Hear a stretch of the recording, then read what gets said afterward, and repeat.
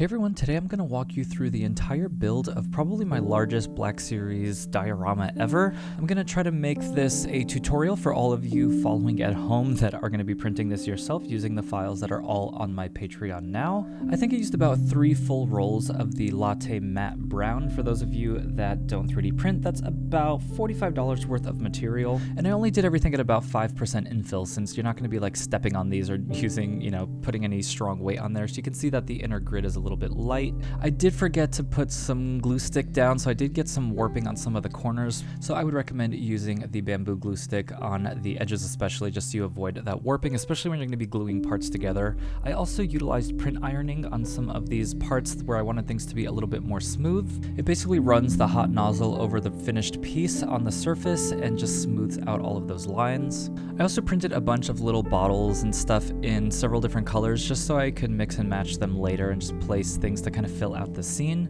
And so here are all of those like printed accessories, and I went ahead and glued some of the pieces onto the shelves. That way I didn't have to worry about them flopping all over the place. And so this is actually the first time I'm showing my paint station. This is fairly new. I'm watching the Out of the Basement live stream. And I've got an IKEA pegboard here, and then I put up all of these IKEA shelves so I can be surrounded by all of my previous favorite projects. And I've got a Billy bookcase over here with some other figures. This is the first time in 5 years of doing this that I've kind of had like a dedicated workstation, so that's really exciting. I'm gonna start with this aluminum paint from Vallejo and do my dry brushing, which I've showed on the channel before, where you basically get as much paint as you can off of the brush. You can see I'm using like a really ratty brush here, and then you just run the edge of the brush and just kind of lightly hit these edges where you want to make them look like some paint is wearing away and there's some of the metal showing through, and it just gives the effect that the entire thing is made out of metal. The key here is subtlety. Now this works a lot better on like cast plastic or on resin, because with all of these 3D print lines, you kind of are like sort of highlighting the print lines some of the time, but depending on how you do it and the direction that you move the brush, you can kind of get it to catch where you want. And here you can see I'm being pretty messy with it. Again, this whole tutorial is kind of idiot proof. Like I'm not going to be doing any real detail painting or anything too difficult, because I want to show you that you can be kind of casual and lazy about it and still get a really cool final product. I was kind of proud of how simple these little spools are. You can just click them together and they sit perfectly in place. And I'm just going to tag the outside. I just want to like add some dimension to all of these pieces so they're not all just one color. And then on the sign here, because I did the print smoothing, you can see how you don't really see those print lines on the top layer. And so this dry brushing is actually going to work a lot more effectively at catching the edges of those surfaces a little bit more naturally. This is kind of how it would be if you were like weathering an actual like Star Wars The Black Series product instead of something that was 3D printed. So you could definitely use this on some of your figures. It's a really fun technique that, as long as you really keep it subtle, it's kind of hard to mess up. And I'm just honestly gonna show a couple more clips of this because it's always just like so fun to see this kind of just like come to life. I'm catching the raised edges here of these little boxes. This is just kind of like a random unit that's gonna be glued to the outside of the structure. And this might be a little bit more advanced, but I'm just gonna take a smaller paintbrush, dip it in that same silver paint, and just hit these details. Again, just like trying to add little things here and there that make this feel a little bit more premium. But the way that this prints on its back, you could actually do this with AMS. And I should have actually done some layer smoothing on the surface here, but I think I was in a rush. And this piece is gonna go on the side of the building, and so I wanna hit it with a little bit of a heavier metallic coat because I'm actually gonna go back and weather this quite significantly. So this is gonna be pretty dirty, so all of this shiny metal is actually gonna be reduced a little bit later. Now I'm gonna do some really sloppy weathering here using these Vallejo washes. I'm gonna use 3 different colors. Adam Savage always says to weather with at least 3 different colors. And by the way, all of these products are gonna be linked below in the description. Now because this is Tatooine, everything is grimy and dirty and old. This is Star Wars, so I am just gonna really put this stuff all over the place. You could see there's no real rhyme or reason to it. I kind of want it to feel kind of random. And most of this is going to dry up and kind of disappear anyway, so it doesn't need to be too specific. But you can see how sloppy I am with it, and it tends to kind of just naturally sit into those crevices and just look a little bit more natural than if you were just slapping black paint on this. And I'm just kind of grabbing whatever piece I see next and going back and forth between all the different colors and really just doing it by taste and just lathering this stuff on wherever it feels like it could use a little bit more.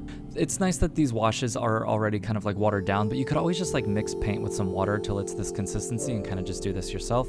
And this footage is not sped up, I'm just like really spastic when I do this.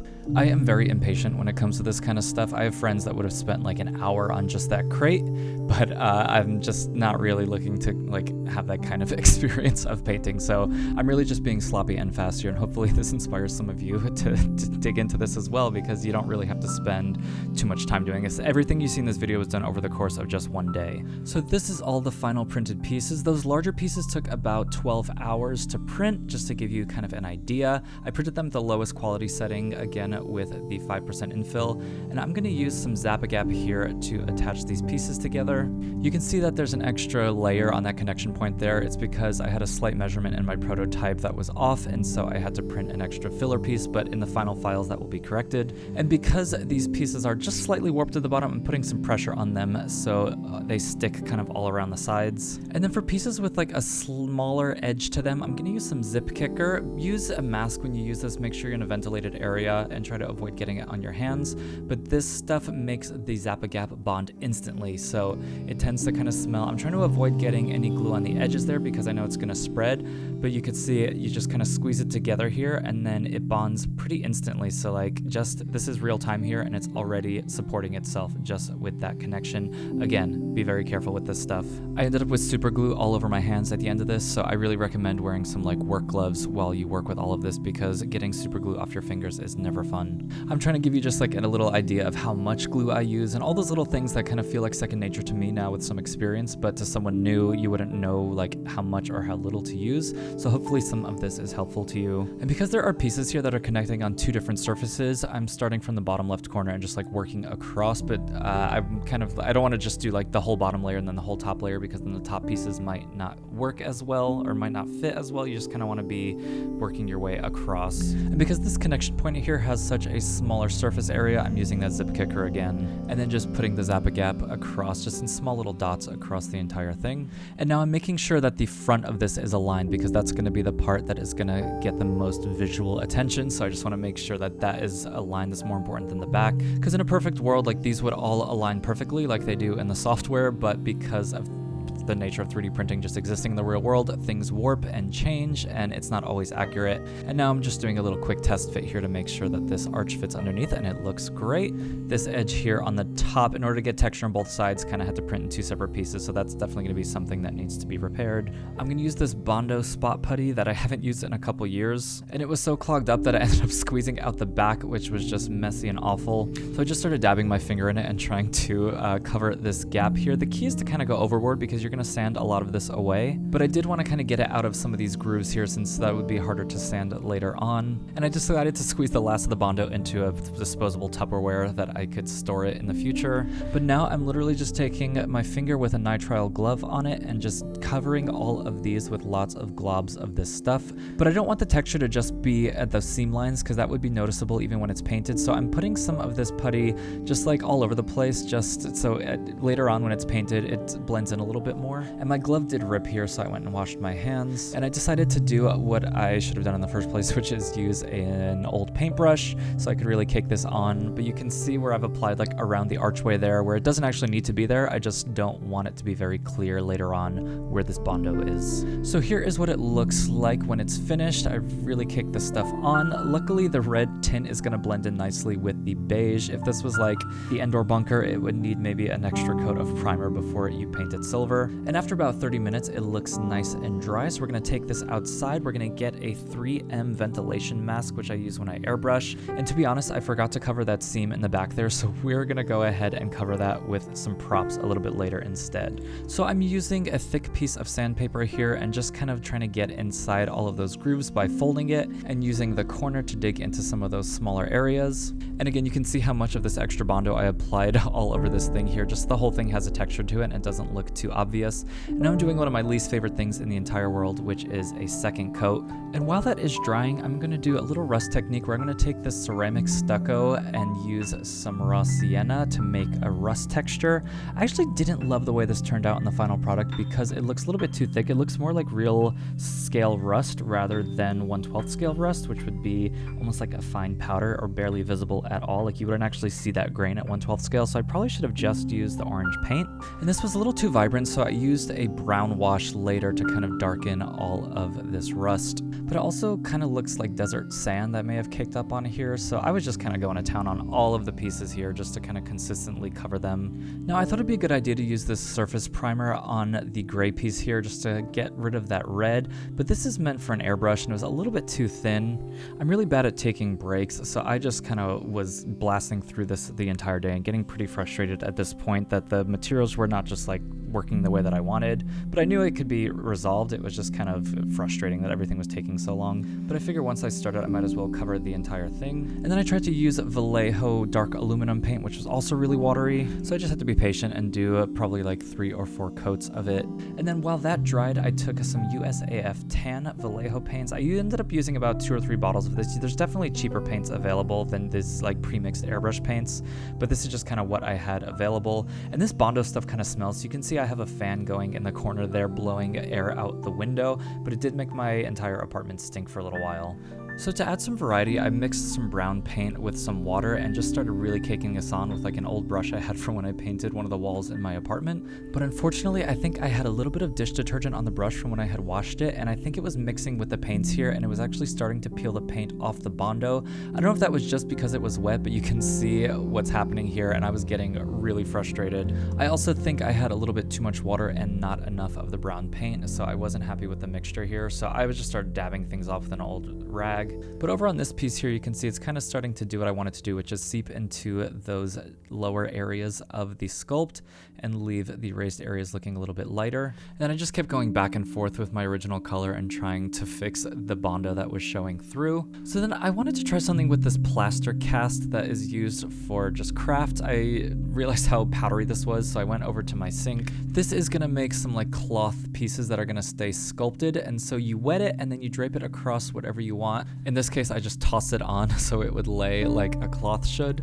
And then while that dried, I added a little bit more of a brown wash onto it, and this time it cooperated a lot better. I used a different brush, and I'm excited to see how this is gonna dry. And then I made the mistake of super gluing this. I forgot how little surface area there is, and so even though I thought this would sit nicely into place, this is where the super glue ran down the sides, and the next time I lifted the piece, not only did it glue itself to the tablecloth, I also got it all over my fingers. But I wanted to start gluing the details on. By the way, this sign says Bazaar, B-A-Z-A-A-R, and there are 2 other options included, one that says weapons and one that says vehicles, depending on what kind of structure you want this to be in your display. And I used a bit of zip kicker and Zap-A-Gap again to secure these pieces. And for small connection areas like this, I always use the zip kicker just so you don't have to hold the super glue in place forever. And again, we have sort of an instant bond, and that is what the plaster looks like when it's painted. Not amazing, but it kind of gives the idea of cloth. But I might try to use a different technique in the future. I wasn't crazy with how that looked. And then I also made a mistake here of trying to glue this really flat piece onto this surface that has so many raised areas, and it actually was not cooperating. And so I'm just gonna go ahead and use some black tack to secure this into place in order to hide that seam. So this is looking pretty cool. This thing is big. It looks great. I'm so happy with how the weathering turned out. The work that Sky Guy Customs did on doing this texture just looks so cool. And I'm just gonna start placing things. You can be really creative here and place these props wherever you want. And I also would love to see people using a lot of other Black Series accessories to really filling out this space. You can see here we're gluing all those pieces to the top really come in handy when you're trying to stick your fingers into tight spaces like this, rather than having those cups and little props flopping all over. And I finished this moisture vape on a different occasion, so I don't have any footage of me making this, but this is actually resin printed, but that's gonna be a nice little centerpiece in the front there. But here is the final product with a bunch of figures plopped in. Again, you can kind of use whatever you want here, make this whatever era you want. You could have little Anakin and Sebulba and Jar Jar Binks here. You can have the OT, you can have some expanded universe. And you know, while I use some Tatooine colors on here, this could be Batu, the the Planet from Galaxy's Edge at Disneyland. Again, whatever you want this to be, there are so many options in how to display and customize this. Again, files to 3D print this are on my Patreon, along with like over 100 other Star Wars inspired projects. And here is where it will stay on the top shelf of my display in my paint area. It's only going to fit on this top shelf because it is so tall, so I had to move the Endor bunker down a notch, which I think looks really cool, and you can actually see it like at eye level now, so that's pretty cool. This was done using the same Bondo method in order to hide as many of those seams as I could. I also sprayed it with auto filler primer, which hides a lot more of those print lines. Then down here we have the Death Star computers printed with AMS, so there's no paint on that, and the Falcon printed the same way, plus my Pike Speeder, which I did some airbrushing on. And then this was one of my most popular ones ever, which was the interior of the Falcon. This is a longer video and it's not really about figures, so please leave a like if you did enjoy it, and a comment would also be really helpful in kind of pushing this into the algorithm. Subscribe if you're new to the channel, and as always, thank you for watching, and I'll see you next time.